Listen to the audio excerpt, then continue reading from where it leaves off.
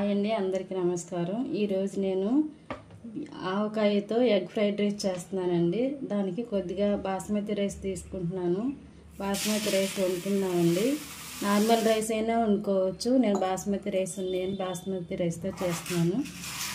చూడండి, 2 సార్లు కడుక్కొని స్టవ్ మీద పెట్టేసుకుందాం. చూడండి, స్టవ్ ఆన్ చేసి పెడుతున్నానండి. రైస్ అయితే వండుకుందాం.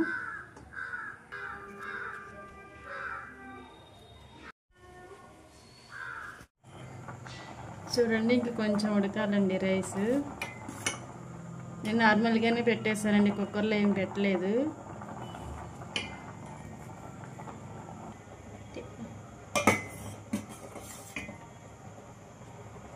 ఆల్మోస్ట్ అయిపోయి వచ్చిందండి.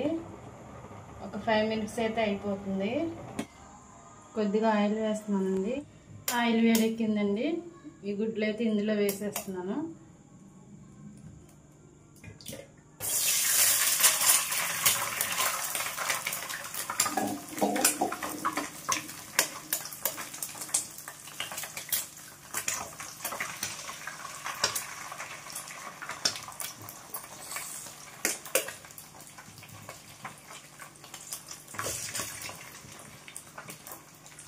క్వాంటిటీని బట్టి గుడ్లు పెంచుకోవచ్చండి. నేనైతే కొంచెంగా చేస్తున్నాను కాబట్టి 3 ఎగ్స్ వేసాను.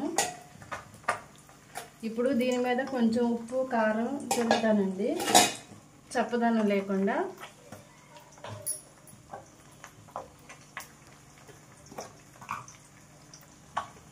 కొద్దిగా సాల్ట్ వేస్తున్నాను.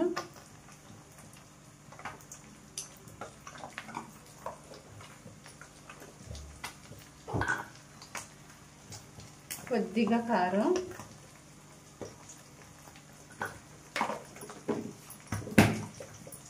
ఫైవ్ మినిట్స్ ఆగిన తర్వాత అండి కొంచెం గరిటతో కొద్దిగా లైట్గా, మరీ మెత్తగా కలపకుండా కొంచెం ఇలాగ కలపాలండి.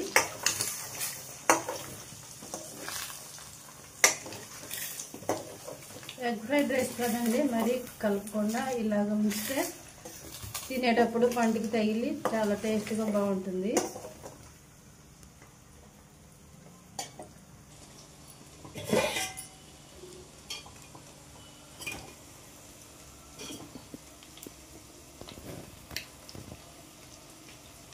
చూడండి, ఒకసారి మళ్ళీ ఇలా కలుపుకున్నాం.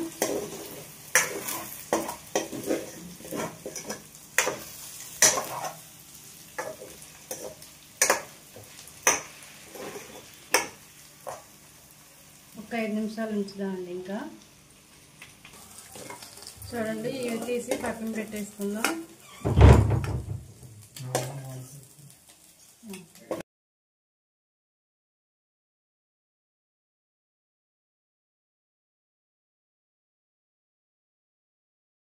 ఇందులో 2 టేబుల్ స్పూన్లు నెయ్యి వేస్తున్నానండి. నెయ్యితో చేసుకుంటే చాలా టేస్ట్గా బాగుంటుంది. ఆవకాయ రైస్ కదండి. ఇప్పుడు ఈ నెయ్యి వేడెక్కిన తర్వాత ఇందులో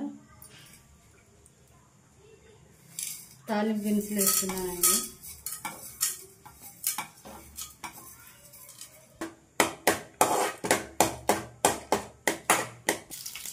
ఎండుమిర్చి, జీలకర్ర వేస్తున్నానండి.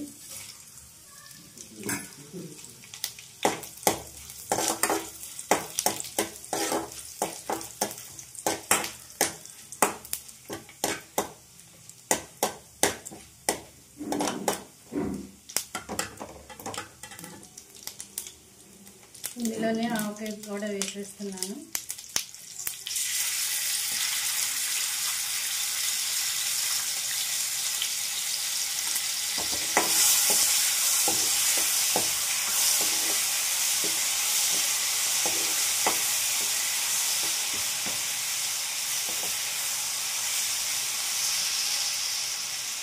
రైస్ కూడా వేసేస్తున్నానండి.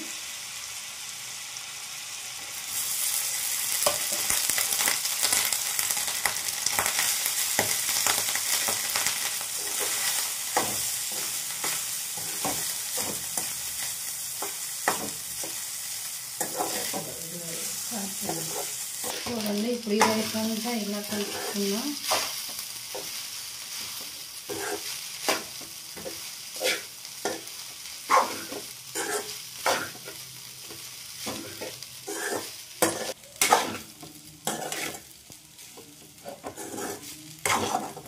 ఫ్రై చేసి పెట్టుకుని ఎగ్స్ వేస్తున్నానండి.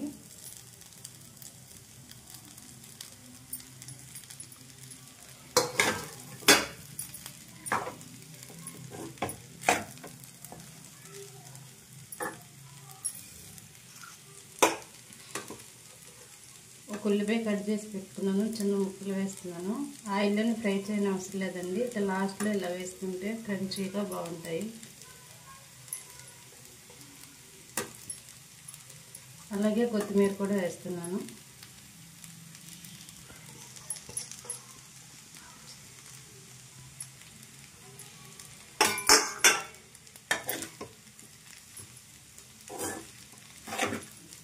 ఒక 5 నిమిషాలు ఇలా ఫ్రై చేసుకుంటామండి.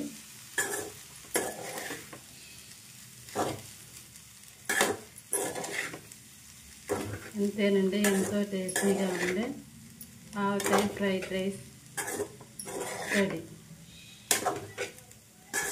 మీరు కూడా ట్రై చేసుకోండి ఇంట్లో. పిల్లలకి వేడివేడిగా పెట్టుకుంటే చాలా బాగుంటుందండి, ఇష్టంగా తింటారు.